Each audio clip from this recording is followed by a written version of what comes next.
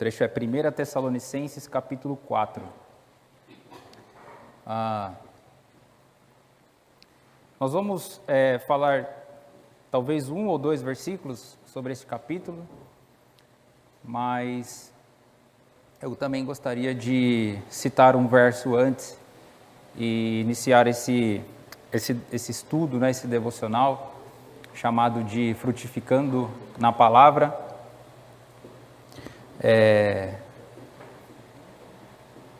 Irmã, grato, muito obrigado. Eu já tinha pedido para minha esposa pegar também, agora já tem 1 litro de água aqui, tá bom.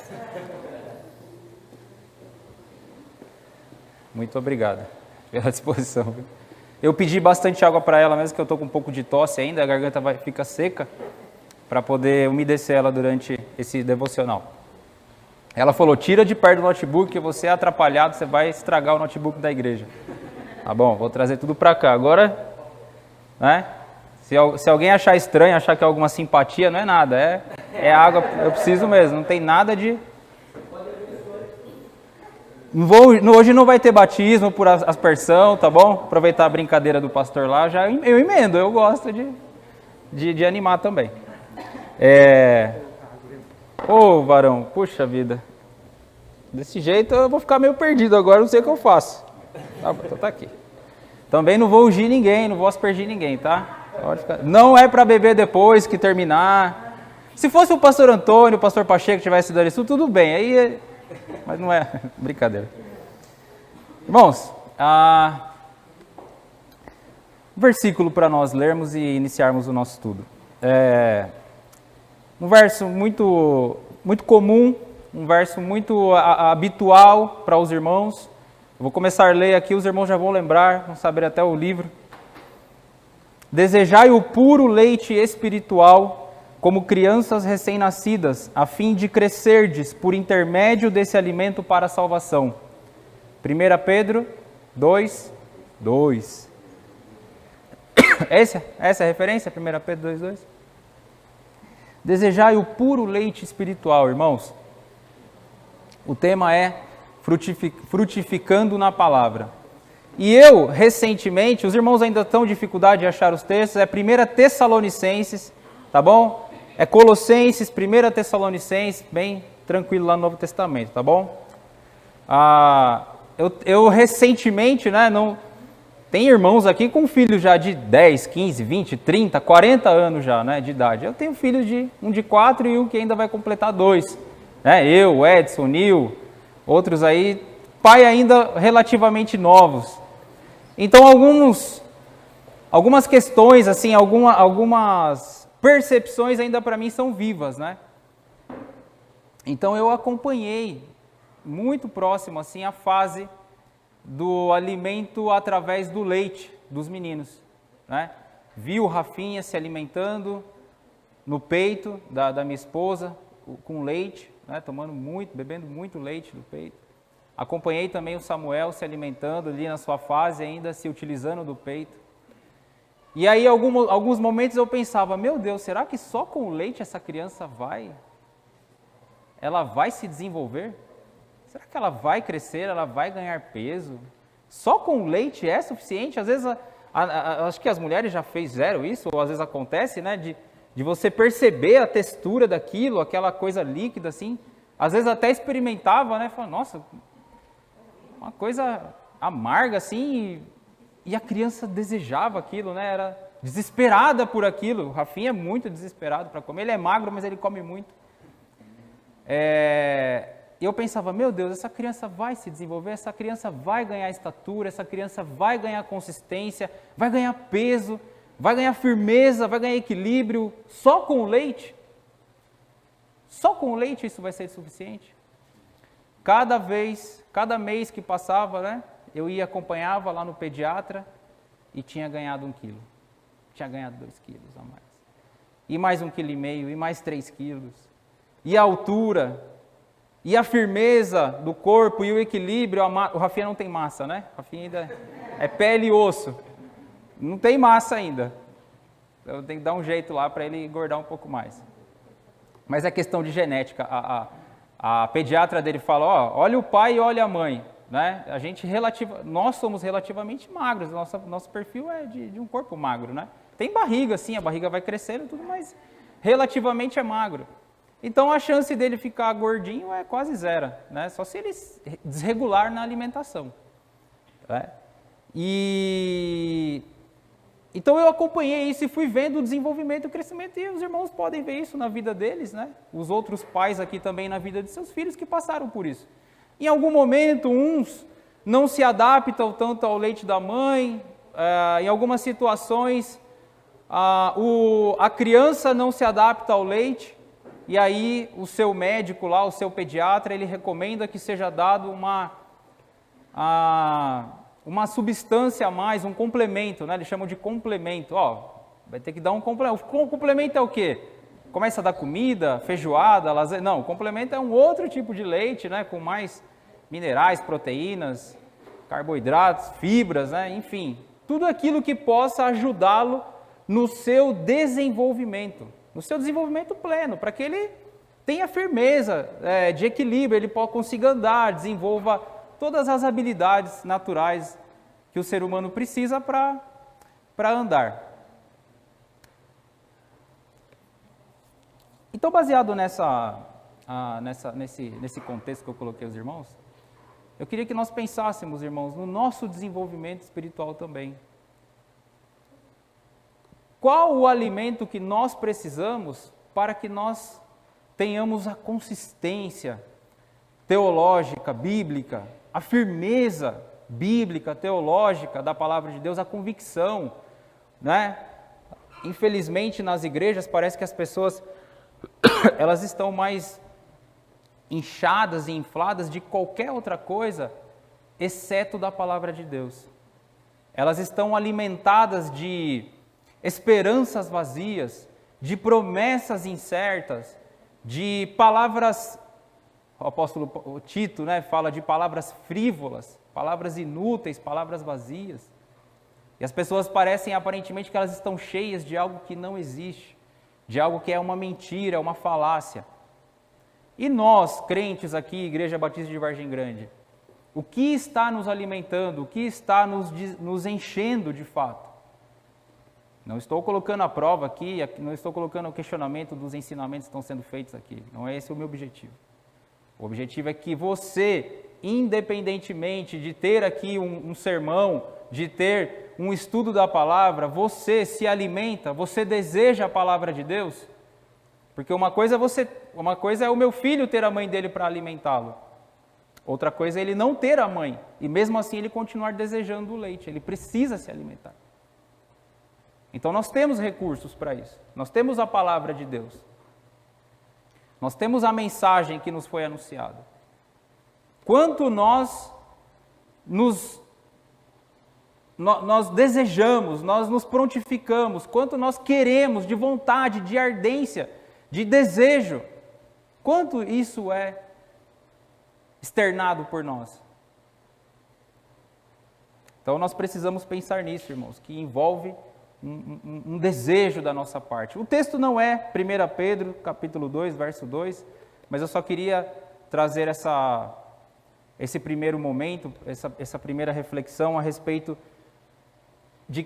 do comparativo que o apóstolo Pedro aqui ele coloca em relação à palavra de Deus. Ele usa um alimento tão simples, né, num primeiro momento, tão insignificante à vista, mas muito proveitoso, muito útil para aquele que está iniciando a sua vida, está iniciando a sua fase.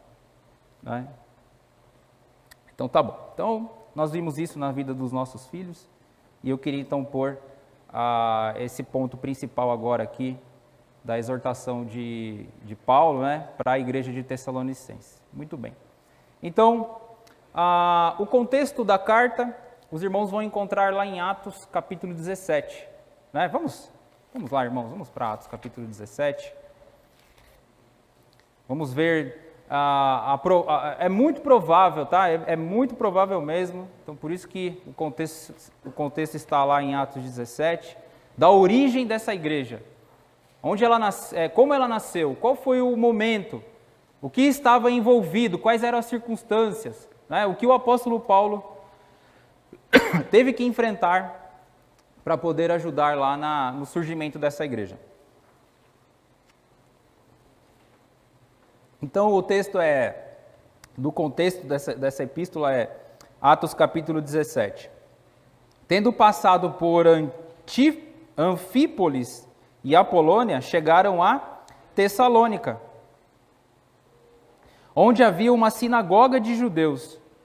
Paulo, segundo o seu costume, foi procurá-los e por 3 sábados arrazoou com eles acerca das Escrituras, expondo e demonstrando ter sido necessário que o Cristo padecesse e ressurgisse dentre os mortos. E este, dizia ele, é o Cristo Jesus que eu vos anuncio. Alguns deles foram persuadidos e unidos a Paulo e Silas, bem como numerosa multidão de gregos piedosos e muitas e distintas mulheres. Os judeus, porém, movidos de inveja, trazendo consigo alguns homens maus dentre a malandragem, ajuntando a turba, alvoroçaram a cidade, e assaltando a casa de Jason, procuravam trazê-lo para o meio do povo. Porém, não os encontrando, arrastaram Jason e alguns irmãos perante as autoridades, clamando: estes que têm transtornado o mundo chegaram também aqui, os quais Jason hospedou. Todos estes procedem contra os decretos de César, afirmando ser Jesus outro rei. Tanto a multidão como as autoridades ficaram agitadas ao ouvirem essas palavras. Contudo, soltaram Jason e os mais, após terem recebido deles a fiança estipulada. Ou seja, o apóstolo Paulo chegou ali em Tessalônica e ele foi para a sinagoga. Ali era o ponto central da cidade, dos religiosos. E ele foi debater com aqueles homens acerca de Cristo, dizendo que Cristo era o prometido Messias lá do Antigo Testamento. Enquanto talvez eles estivessem ainda aguardando o Messias, que os livrariam da mão de César, o apóstolo Paulo foi falar: olha, vocês estão atrasados, Cristo já veio. Jesus, o Messias, já veio na pessoa do Cristo que vocês mesmos mataram. Eles, indignados, não aceitando aquela palavra, fizeram ali uma grande confusão. Eles promoveram a confusão, coisa que o apóstolo Paulo não fez, porque o apóstolo Paulo, ainda no âmbito da discussão, ainda era verbal a questão, toda ainda tratada verbalmente. Eles se escandalizaram com as palavras de Paulo, por quê? Porque as palavras de Paulo começaram a surtir efeito. Alguns foram persuadidos, como ele diz aqui no verso 4 do capítulo 17, alguns foram persuadidos e unidos a Paulo e Silas. Ou seja, o grupo dos judeus começaram a perceber uma evasão de alguns dos seus liderados, os seus discípulos, as pessoas que eram ali do convívio da sinagoga. Porque foram convencidos por Paulo e Silas, está aqui convencidos por Paulo e Silas, nós sabemos que é o Espírito Santo quem convence, quem faz essa obra, mas a razão estava com Paulo. Paulo estava mostrando no Antigo Testamento. Paulo não chegou lá com um comentário de um jornal. Ele não chegou com as notícias de Jerusalém dizendo: olha, o Messias morreu, foi sepultado. Está aqui, está no jornal. Não, ele trouxe o Antigo Testamento, pegou lá e falou: está aqui, eu vou mostrar para vocês. Alguns que eram sinceros na religião, Paulo tem razão, é verdade. A gente está perdendo tempo. Estamos aqui aguardando o Messias e o Messias já veio. Paulo, vamos andar com você. Você está com a razão, isso é sério, isso é verdade. Vou me converter a Cristo. Os outros, da natureza, malignos por natureza, não aceitando aquela condição de Paulo, mostrando que Cristo era o Messias, o que eles fizeram? Se rebelaram, fizeram um motim ali, foram às autoridades ali de Tessalônica, que pertencia aos romanos, e disseram: aqueles homens estão pervertendo a nossa cidade, estão vindo aqui e promovendo que Jesus é o rei no lugar de César. É lógico que isso vai dar problema. É claro que isso vai dar problema. As autoridades vão querer investigar, vão querer falar: quem está querendo destituir o reinado? Isso foi essa foi o método deles, né, dos judeus da época. Foi o método sujo. Aqui fala de alguns da malandragem. Esse é o método que eles usam. Como eles perderam, no convencimento e viram que pessoas estavam com a verdade, não, vamos usar então de artimanha, vamos usar de malandragem, vamos usar da mentira. Isso é natural do ser humano, então com facilidade e habilidade eles fizeram isso. Então vieram as autoridades, prenderam eles, os da casa de Jason, que havia aberto a sua casa para a comitiva de Paulo, inclusive Paulo, mas como não era um crime passível de prisão, eles com a fiança poderiam ser libertos, e assim foi o que aconteceu. Libertaram eles pagando ali a fiança. Então não era um crime de fato que pudesse levá-los à condenação ali, um julgamento, alguma coisa nesse sentido, tá bom? E até as autoridades de Roma já estavam vacinados também, já sabia como que os judeus operavam. No entanto que você se lembra, assim como eu, quando houve aquele alvoroço da multidão por soltar Barrabás da prisão. Então as próprias autoridades romanas já sabiam como era o coração do judeu quando se tratava de Cristo. Quando se tratava de Cristo, eles jogavam sujo mesmo. Jogavam sujo, não estavam nem um pouco preocupados.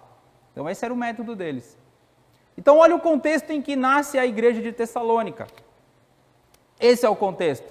Homens já no embrião ali do nascimento, do nascedouro da igreja, lutando contra aquela igreja.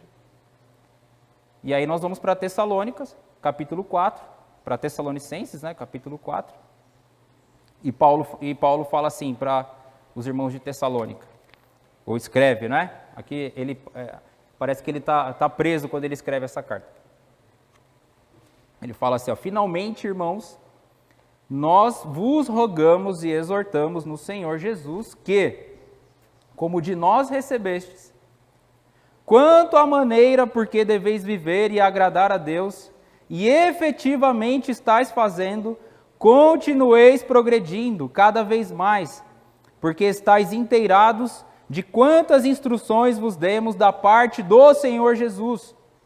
Pois esta é a vontade de Deus, a vossa santificação, que vos abstenhais da prostituição, que cada um de vós saiba possuir o seu próprio corpo em santificação e honra, não com o desejo de lascívia, como gentios que não conhecem a Deus, e que nessa matéria ninguém ofenda nem defraude seu irmão.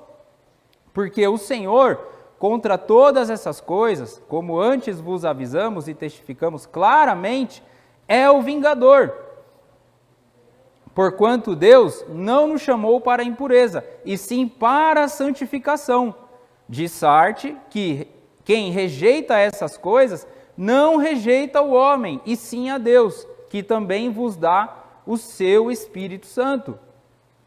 Irmãos, quando o apóstolo Paulo inicia esse capítulo, finalmente, essa partícula,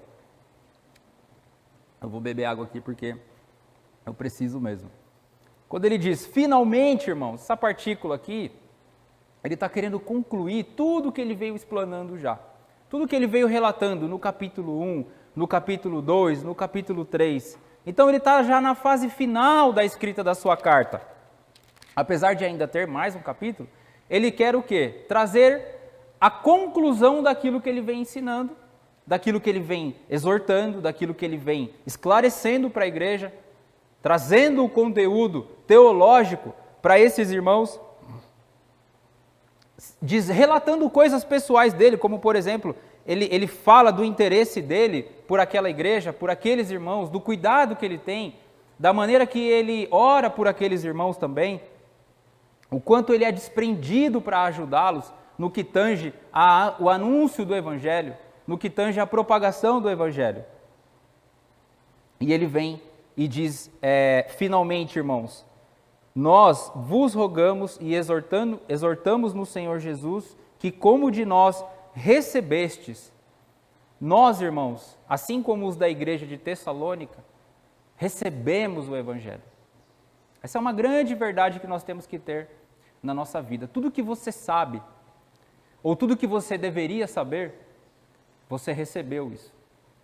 As coisas no que tange ao serviço de Deus, a Deus, ao conhecimento de Deus, não pode ser obra da criação da minha mente, da sua mente, do meu coração e do seu coração. Não pode ser produzido na nossa mente o conteúdo do Evangelho. Ele é algo que nós recebemos e nós temos que levá-lo e transmiti-lo. Tudo aquilo que eu digo não deve prover do meu sentimento, não é? da minha convicção, da minha cultura, da minha tradição, dos meus conceitos, daquilo mesmo que eu possa produzir, de todo um conjunto, um arcabouço de conhecimento que você e eu possamos ter. Isso não deve ser origem da palavra de Deus, não deve ser a origem, não deve ser a regra, não deve ser a explanação. Experiências são, sim, úteis. Circunstâncias, sim, são úteis. Evidências, sim, são úteis. A nossa experiência com o Senhor deve ser relatada. A maneira que nós vivemos, ela deve ser, sim, anunciada, é o nosso testemunho. A nossa salvação, ela é muito semelhante em certo aspecto, mas ela tem particularidades específicas que são totalmente distintas. Mas ela provém de uma única natureza, de um único ser. Então nós somos semelhantes nisso. O conteúdo do Evangelho também deve ser semelhante. Então aquilo que eu digo tem que ser baseado na Escritura. Aquilo que você diz tem que ser baseado na Escritura, tem que ter a sua origem na Escritura. A raiz tem que ser a origem na Escritura. Você não pode partir do seu entendimento, você não pode partir do seu ponto de vista. Você tem que partir da origem, que é o Evangelho da salvação do Senhor Jesus. Então nós recebemos essa mensagem, irmãos. Nós recebemos. Se nós recebemos ela, como que nós vamos tratar essa mensagem?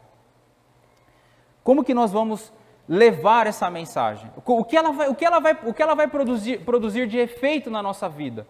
Nós a recebemos. O que nós vamos fazer com ela? O apóstolo Paulo, ele está dizendo para aqueles irmãos de Tessalônica, ele está dizendo: irmãos, vocês receberam essa mensagem. Ele não estava falando com os visitantes, né? Eu estou falando também aqui, tem visitantes aqui na igreja. E se você, visitante, porventura, está aqui e acredita que por qualquer motivo, né, possa haver algum tipo de ensino estranho, né? O pastor Antônio já está subindo lá em cima para mostrar como que funciona a Igreja Batista. Aqui assim, você está olhando, as pessoas vêm aqui, elas são gentis, são educadas, né?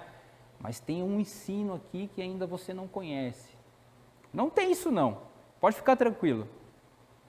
O ensino é aberto, o ensino é claro, ele não existem muletas aqui para você se apegar. Existe a palavra de Deus.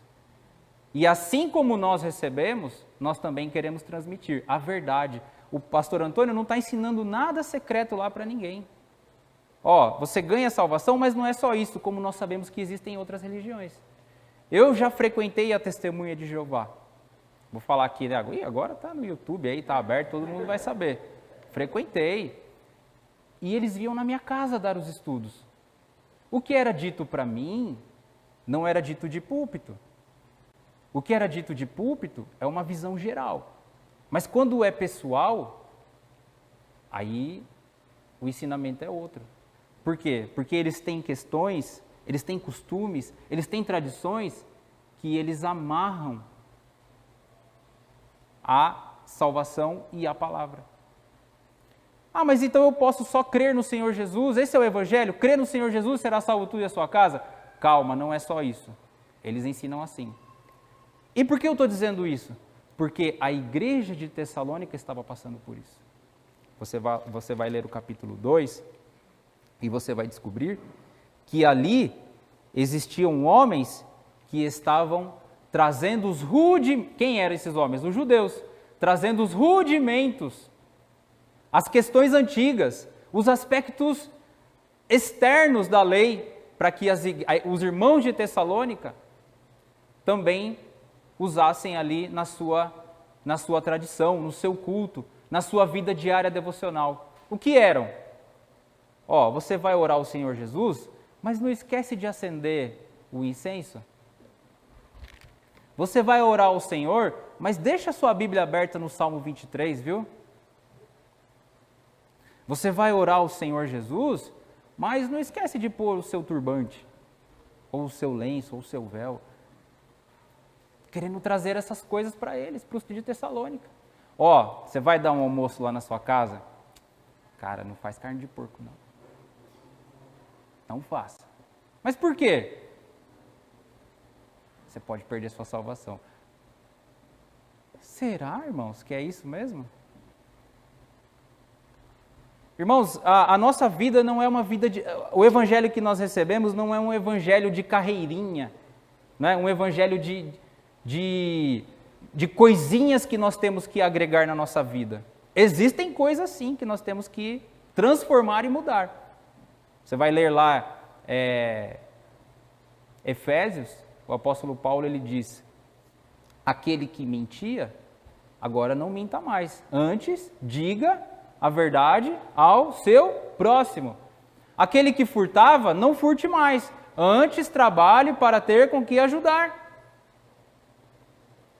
Existem coisas que você vai fazer, assim também como ele relatou aqui, de fazer a vontade de Deus, de ter uma vida santificada.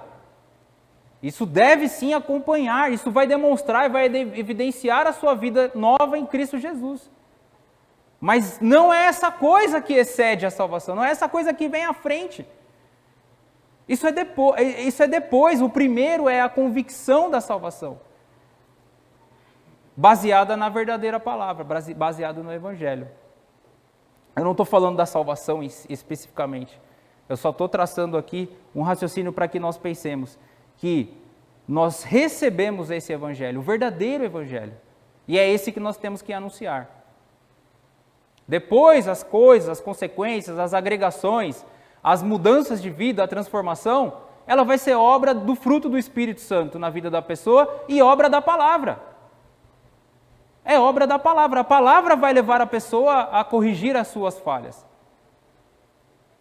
Mas isso não vai mudar o curso aqui da igreja, isso não vai interferir na nossa vida. A igreja ela está, infelizmente, sujeita a passar por dificuldades. O apóstolo Paulo não está recomendando aqui, esses homens vocês excluem da igreja. Ele não está recomendando isso. Homens que falam além do que deveriam, transmitem aquilo que não é o conhecimento do Senhor. Ele não está falando, olha, a única coisa que ele diz, cuidado. Lá em Colossenses, em Tito, você vê uma construção de pensamento mais severa. Paulo vai dizer lá para os irmãos lá, olha, esses homens têm que ficar calados. Mas não é a recomendação aqui.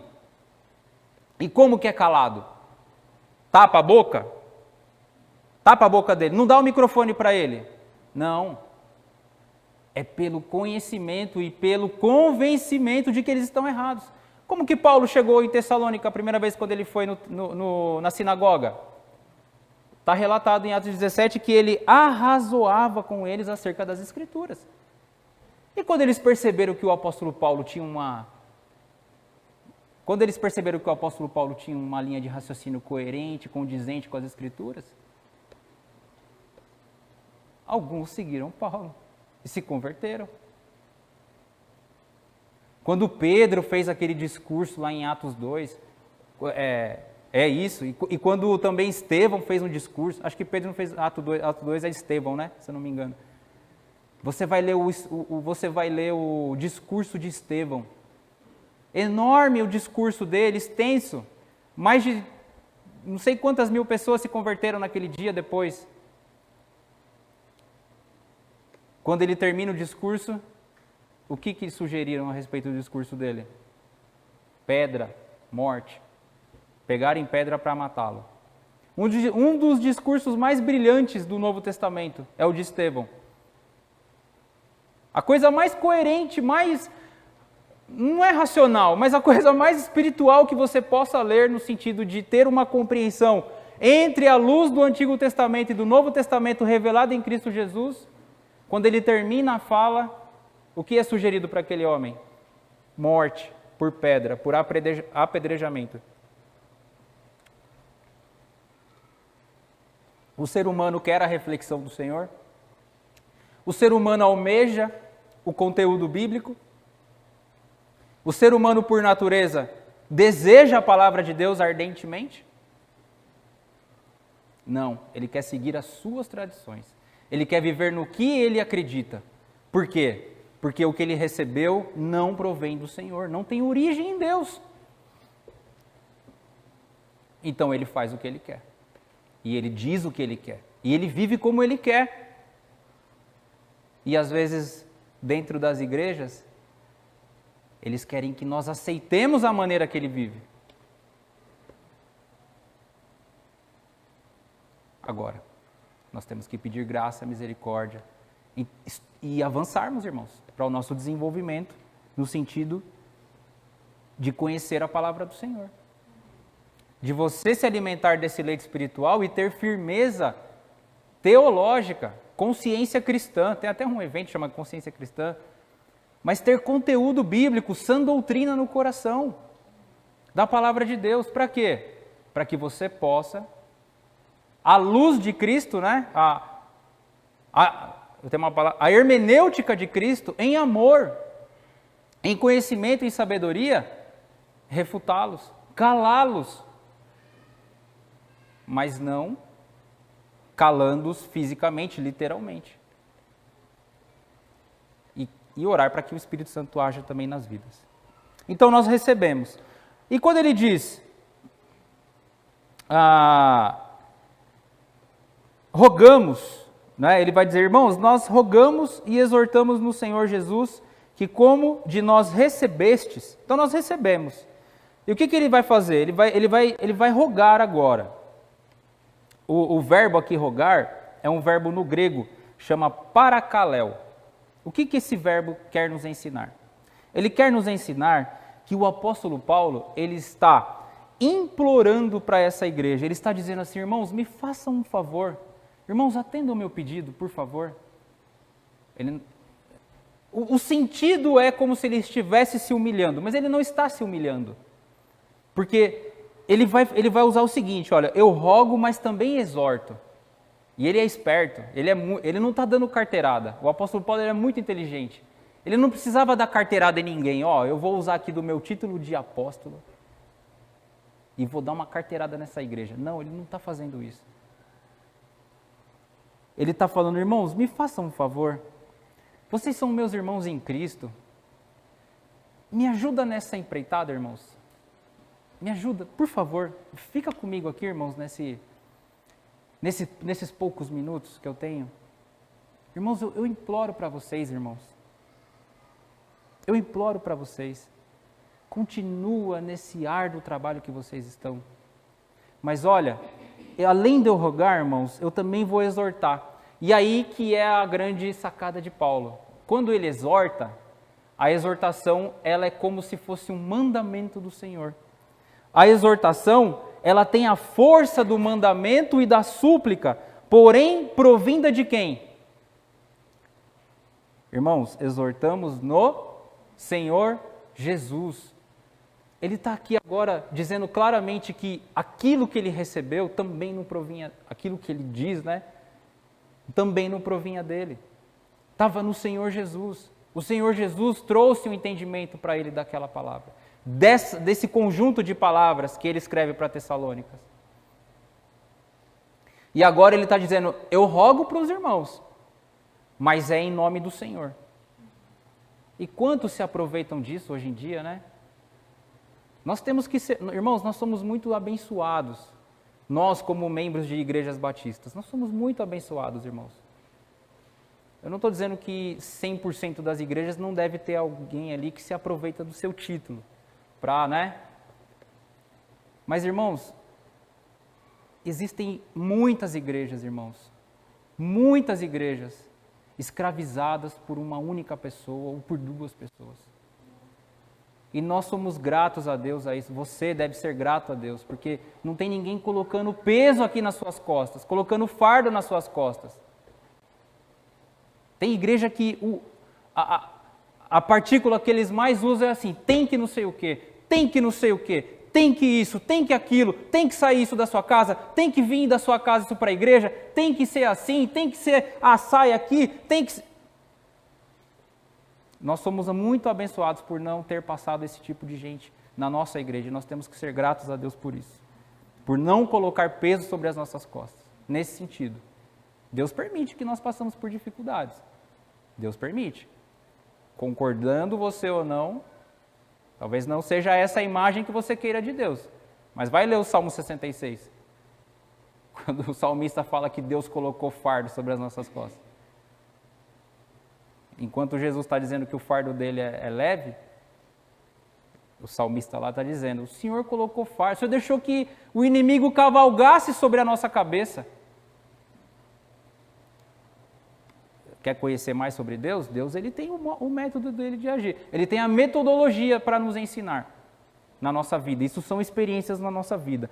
Então ele exorta com a força do Senhor. É de Cristo, irmãos. Se o conteúdo não vier do Senhor, do Espírito, irmãos, você tem que ter a habilidade para não aceitar aquilo. Agora, o que você vai dizer também tem que ser baseado naquilo que o Senhor disse, naquilo que o Senhor ensinou. Quando ele diz, quanto à maneira por que deveis viver, olha só como ele fala, né? Ele coloca frases compostas aqui. Ele fala, olha, eu rogo e exorto. Agora, quanto à maneira que deveis viver e agradar a Deus, por que o viver? Por que ele está preocupado com esse verbo, viver? Como que os judaizantes viviam? Você olha para um judeu daquela época, né? Hoje a gente quase não vê judeus, mas o contexto deles era judaizante. Você via o processo de santificação dele. Você fala, esse homem aí, ele é perfeito.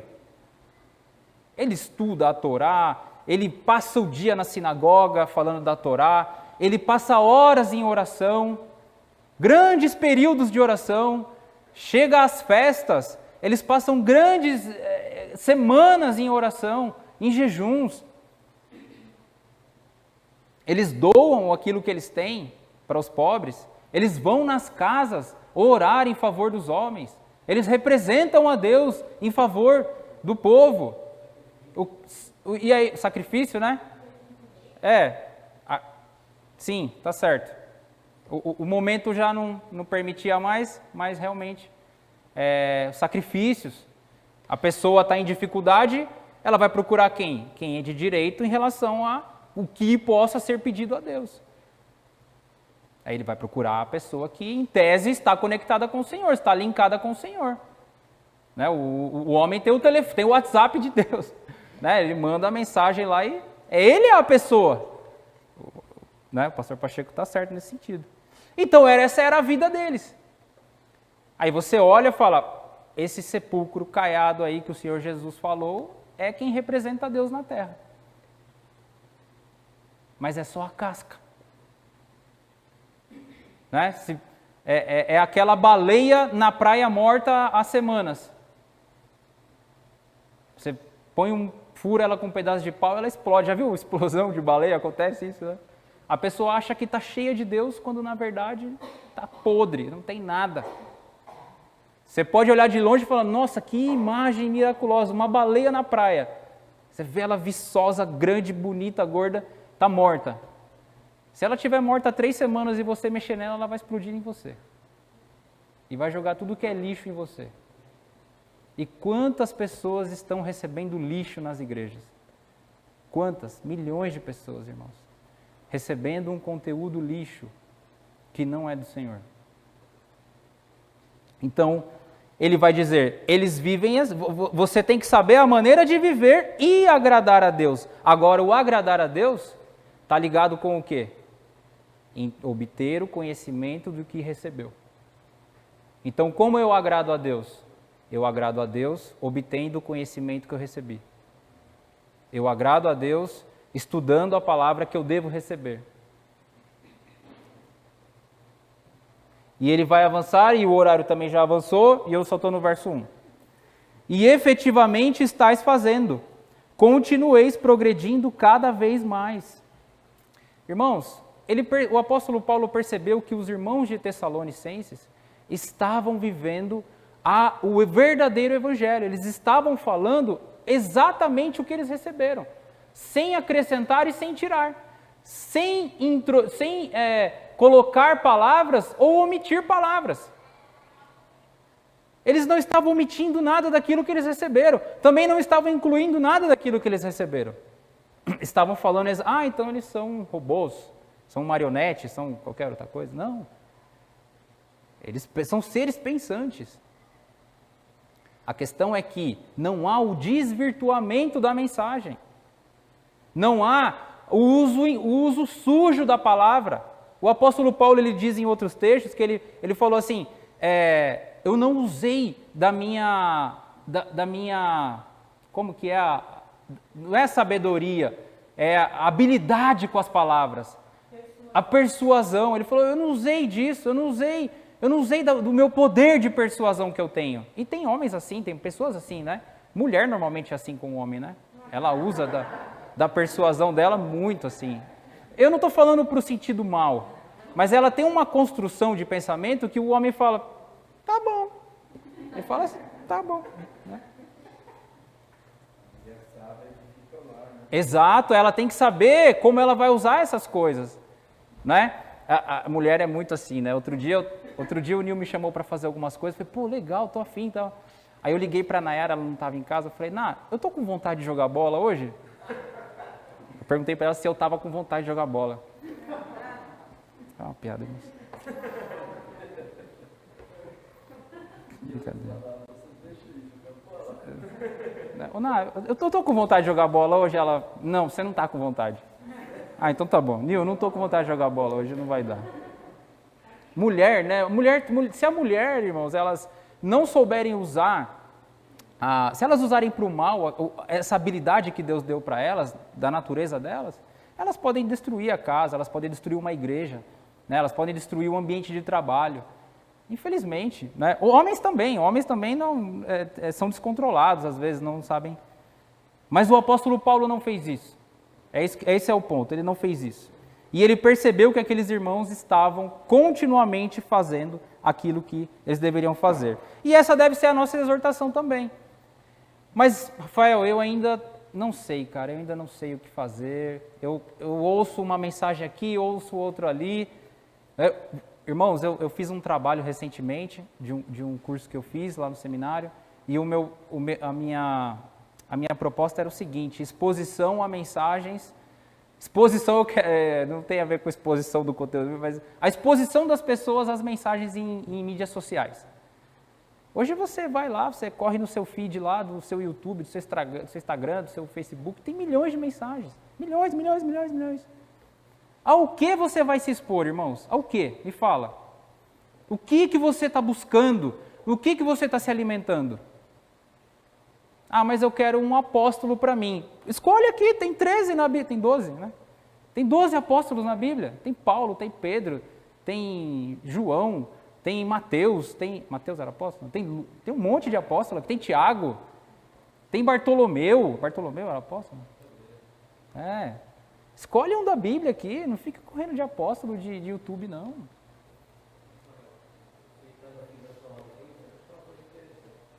Quanto tempo o apóstolo Paulo gastou para começar essa igreja? 3 sábados. E foi embora. E aí Deus mostra o que Deus faz, né? Os judeus se converteram e os judeus têm a base da Bíblia, o Velho Testamento. Gregos, uma multidão, está escrito aí. Sim, também. E muitas mulheres de dinheiro, mulheres distintas. Então deu recurso, deu gente para ouvir e deu judeu para ensinar. Exato. E a mensagem do apóstolo. E aí ele diz, vocês continuem fazendo o que vocês já estão fazendo bem feito. Em 3 semanas. 3 semanas. Agora, o que o apóstolo Paulo passou em 3 semanas, nós não passamos em 20 anos, em 30 anos aqui, irmãos. A realidade é outra. Você vê que ele ficou preso, ele chegou em Tessalônica e foi preso. Todo mundo estava na casa, foi preso, exceto os da família. Tá certo? E a prisão é o quê? É açoite. Efetivamente, acho que o apóstolo Paulo não foi preso, mas ficou lá sob custódia de alguém. Alguém aqui gosta de ficar sob custódia? Pressão, cara, vai embora da cidade. Vai embora da cidade, você está perturbando. Ele não estava perturbando nada, ele foi levar o evangelho. E você vê que o medo não está envolvido aqui, né? Porque eles continuam falando exatamente o que o apóstolo Paulo falou quando chegou. Com a religião, né? Logo misturaram política. Eles estão querendo derrubar o César. O apóstolo Paulo não estava querendo derrubar ninguém. Ele foi lá apresentar o evangelho. Então nós percebemos, irmãos, duas coisas já aqui, que a nossa vida ela tem um receber a palavra, e nós temos que efetivamente fazer algo quando nós recebemos essa palavra. A primeira delas é o quê? Continuar a transmitir essa palavra. A segunda é viver de modo que agrada a Deus. Ah, Veiga, mas, cara, você viu o filho daquele irmão lá, o jeito que ele está andando agora? Essas coisas que vêm, né? Você fala de agradar a Deus. Mas, a filha lá do líder da igreja lá, o filho lá, o primo, o parente, sei lá, qualquer pessoa que seja. Irmãos, nós temos que buscar, irmãos, nós temos que buscar o entendimento na palavra do Senhor quanto ao modo de viver, baseado na percepção que o Senhor coloca para nós vivermos. A igreja, ela já sofreu muitos ataques, ela já viveu... A igreja é uma das poucas entidades no mundo que sobreviveram a guerras, a política. Quantos políticos já tentaram destruir a igreja? A própria religião tentando destruir a igreja. A igreja católica fez o que no mundo? Ela tentou promover a igreja do Senhor? Ela queria estabelecer a religião dela. O evangelho está liberto desse tipo de coisa. Quanto à forma, quanto ao modo, essas coisas, irmãos, nós temos que pensar à luz do que o Senhor nos ensina. E nós, irmãos, temos grandes problemas pela frente. Nós temos grandes problemas, nós temos questões que ainda nós não experimentamos aqui. Mas tem igreja já, irmão, com grandes problemas que você nem imagina. Nem eu imagino. Na verdade, eu já imaginei. Assim, pode ser uma coisa que alguns irmãos se escandalizem, mas é um pensamento. Me perdoem.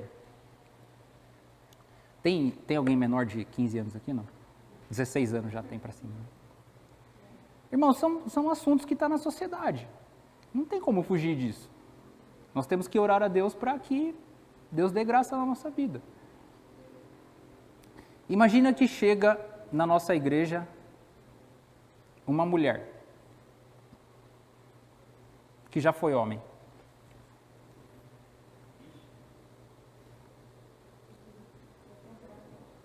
Imagina que chega na nossa igreja uma mulher que já foi homem. Como, Veiga? Cara, a medicina hoje em dia faz mais milagres que nós possamos imaginar. Pastor Antônio, Pastor Pacheco, então... Nome social. Como que a igreja vai lidar com uma pessoa que chega aqui, mulher, você olha para ela, para a pessoa, é uma mulher. É uma mulher. Ela vem aqui, dá testemunho, eu me converti. Só que há 10 anos atrás eu fiz uma cirurgia, mudando o meu sexo.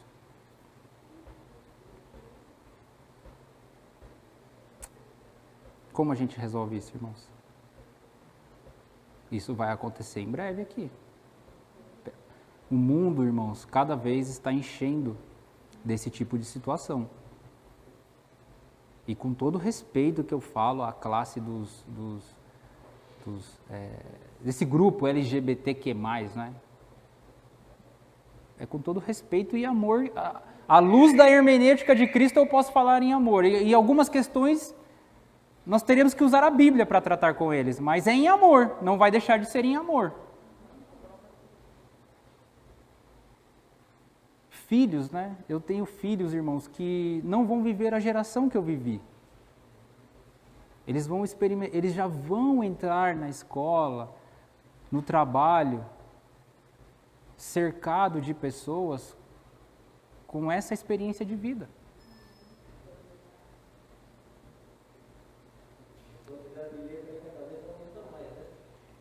Duas letras, agora tem o que? LGBT. É porque eles não querem se definir de fato. Já tem até o mais. Eles não querem mais a definição. Como nós vamos resolver? Oremos a Deus para que o governo não se meta nessas questões. E eu falo judiciário. Porque se as coisas andarem como estão andando, eles vão editar a nossa fala. E eu falo o poder do judiciário.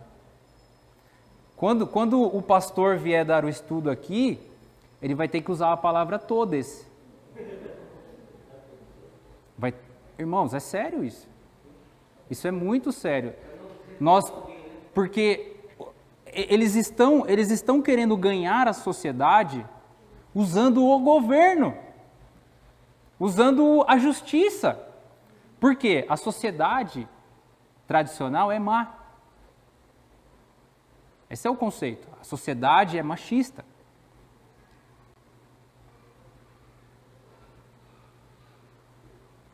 Então, eles precisam da justiça para corrigir a sociedade machista e preconceituosa. Nós estamos isentos de passar por essa situação? Nós não estamos. O que nós temos que fazer durante esse processo? Desenvolvermos a nossa consciência cristã. Desenvolvermos a nossa vida cristã, irmãos. Vai chegar um momento de grande dificuldade e tribulação. O que te alimenta hoje? Quando meus filhos pegam uma gripe, quando eles pegam passam por uma... O Samuel está com um pouquinho de dificuldade lá, está com uma dorzinha, ele falou, na barriga, tá, né, nariz corizando. O leite que a Nayara ofereceu para ele, irmãos, está influenciando hoje, sim ou não, na saúde dele? Hoje, irmãos, o que nós recebemos, o que estamos fazendo com o que nós recebemos? Você e eu deixamos para nos alimentar só quando a gente vem para a igreja? Nós temos questões, irmãos, que virão muito mais. Com certeza tem questões aqui na igreja. Eu não quero falar, não são muitas, mas não quero ofender ninguém também. Não quero que ninguém se sinta ofendido. Por isso eu coloquei esse exemplo, porque eu imagino que está fora da nossa realidade, pelo menos não é sabido. Nesse momento não é de conhecimento. Mas nós temos dificuldades aqui sim. Né? Quando uma pessoa quando um LGBT, por exemplo, vê uma família, infelizmente, o que ele sente no coração é ódio. Porque quando ele vê o pai, ele acha que eu abuso dos meus filhos. Quando na verdade eu amo meus filhos. Lógico que eu falho. Ele usa o quê? Ele usa a base, ele usa a sustentação do argumento dele. Ele acha que eu espanco a minha esposa quando ela é contrária a mim em algum assunto. Ele acha que eu vivo dessa maneira. Enquanto outras pessoas dizem, nossa, como é bonito ver o casal com os filhos. Como é lindo ver a família reunida. Eles não olham dessa maneira, eles não olham dessa perspectiva. Eles têm um ódio terrível dentro do coração. Nós temos que olhar assim para eles, quando nós vemos eles dessa forma, dessa desvirtuação que é apresentada em Cristo. Nós não temos ofensas pessoais, nós não temos problemas pessoais com eles. Você tem que ter isso muito claro na sua mente, que você não tem problema pessoal com eles. O dia que alguém se converter, nós temos que mostrar para ele que ele está errado à luz das Escrituras, à luz do que nós cremos. E não ter problemas pessoais com aquela pessoa. Com o crente também não. Agora, se Deus entende que aquele crente, ele desvirtua, ele prejudica, a igreja tem que tomar a decisão.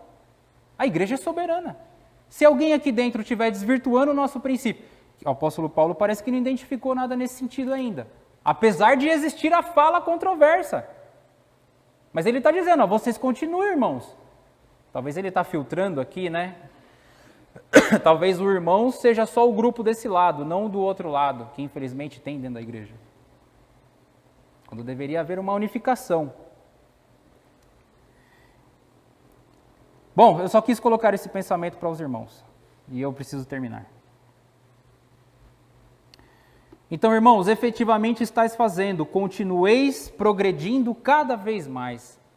A nossa vida, irmãos, não deve ser uma vida estática, uma vida estática mesmo, parada. Às vezes a gente pensa assim, Deus é imutável. Não significa que ele vive uma mesmice. Não significa que ele vive um estado de pronto, cheguei aqui nesse ponto e acabou. Não existe isso. Na vida cristã não deve existir isso. O músico, quem é músico, sabe que não é assim que funciona. Cada vez mais exige esforço, empenho, dedicação, tempo. Com o Evangelho, irmãos, muitas vezes nós somos preguiçosos. Nós temos preguiça de estudar a palavra de Deus. E se você não tem desejo de estudar a palavra de Deus, você não é alguém que ainda é nascido de novo. Eu não quero ofender ninguém, mas essa é uma questão de vida ou morte. Se você não tem desejo pela palavra, se você não tem desejo de se alimentar, você não é uma pessoa ainda nascida de novo. Porque se você nasceu, você vai querer se alimentar daquilo e avançar e progredir. Isso deve ser natural em você. Porque se Deus mudou a sua natureza, isso deve acontecer. Então não perca o tempo, não perca mais tempo. Não perca tempo acordando de manhã e vindo aqui, achar que você participa de algum ritual. Você está sendo abençoado de certa maneira, está recebendo bênçãos, é graça de Deus. A graça de Deus é comum, existe a graça comum de Deus na sociedade, na vida. O sol é para todos, a chuva é para todos. Mas a salvação, ela é individual. Não pense que se o Senhor chamar a igreja dele, você vai porque você está aqui no meio. Você vai porque ele salvou você individualmente. Então progrida, irmãos. Progrida no Evangelho. Avance, irmãos. Queria dar uma sugestão para os irmãos. E aí eu vou encerrar. Tenho outros versículos que eu gostaria de ler, mas eu não vou mais tomar o tempo porque ainda vai ter ensaio depois e aí fica... Nossa, queria falar de outro assunto bem legal também, chama metaverso, muito legal esse tema, que é a questão de atualização, né? Irmão, você sabia o que... Vou falar, vai. Irmão, você sabia que tem um mundo paralelo funcionando? Quando o seu filho pede lá para colocar o Roblox, algum filho já pediu para... Pai, abre o Roblox aqui para mim. Você sabia que aquilo é um mundo paralelo que já existe? Você sabia que já estão negociando nesse mundo? A Gucci está vendendo bolsas lá dentro desse mundo? Já estão fabricando, as marcas de tênis já estão produzindo tênis para colocar no seu avatar que você... O metaverso, irmãos, é um universo paralelo, né? É meta, ele é além do nosso universo, é um mundo virtual. O Nil tem um avatar, o Nil criou um avatar, ele sempre coloca uma carinha, né? Lá no grupo lá da igreja. Então ele pode pegar esse avatar dele e colocar dentro desse mundo chamado metaverso. O meu filho vai viver isso. E sabe o que ele vai fazer? Ele vai entrar nesse mundo e ele vai viver e vai se relacionar lá dentro. Já existem grandes personalidades vivendo dentro desse mundo. O Mark Zuckerberg é um deles, que já vive, o dono do Facebook, né? Alguma coisa assim. Ele já está lá dentro desse mundo. Outros artistas também já estão começando a se introduzir nesse mundo. Eles estão criando um mundo paralelo. Será que Cristo vai estar dentro desse mundo? Eles já disseram que eles não querem religião dentro desse mundo, porque eles acreditam que a religião é o grande problema do mundo. Então, dentro desse mundo também não tem Satanás. Dentro desse mundo não tem Cristo. Não tem crente. Lá todos são iguais. Lá todos se respeitam. Lá eles comem, bebem e comercializam e vivem as suas vidas dentro desse universo chamado metaverso. Isso vai crescer muito ainda. Essa é a tecnologia. Essa é a tecnologia. Você imagina eu tentando usar a fita tape hoje em dia? Eu passei a década de 90, né? Eu era jovem. Eu usava fita cassete, fita tape. Não existe mais equipamento para isso. Computador com disquete, com CD, não existe mais. Então por que na Bíblia eu não me atualizo? Por que na palavra eu não me intero? Sendo que o mundo me empurra para me atualizar. Os carros da década, o seu princípio é o mesmo, mas os carros da década de 70 e 80 não são os mesmos de hoje. Né? Eu dirigi um carro um tempo atrás e dirigi agora o outro. São completamente diferentes, a estrutura, o conforto, eles se atualizam. A nossa vida deve ser assim, irmãos, de atualização. Rafael, eu não sei o que fazer, não sei por onde começar. Irmãos, comece fazendo teologia bíblica. Tem seminário nosso aqui, é longe. Curso EAD. É longe, não, é lá no Jabaquara. Eles estão promovendo aula pelo Zoom, um encontro por mês, um encontro semanal pelo Zoom. Ah, mas o que eu vou estudar lá? Você tem milhões de opções, você pode estudar teologia bíblica. Você sabe o que é escatologia? Escatologia é o quê? A teologia das últimas coisas, estudo das últimas coisas. É o tempo vindouro. Teologia bíblica, teologia do Antigo Testamento, teologia do Novo Testamento. Ah, mas eu não queria estudar o Novo Testamento, é muito longo. Estuda o que é expiação. Estuda o que é pecado. Estuda o que é angeologia. Doutrina do pecado. Estuda sobre a criação. Nossa, eu vou estudar uma coisa, vou estudar só sobre esse assunto aqui. Eu quero saber sobre a criação de Deus. Estude. Você sabe o que é união hipostática?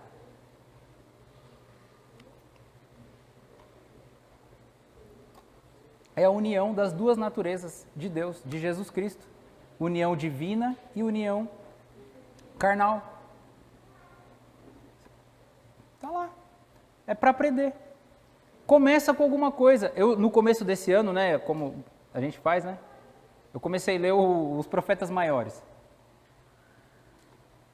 Vou ler os profetas maiores. A irmã Digna, a esposa do pastor Pedro Evaristo, ela já está na 31ª leitura da Bíblia.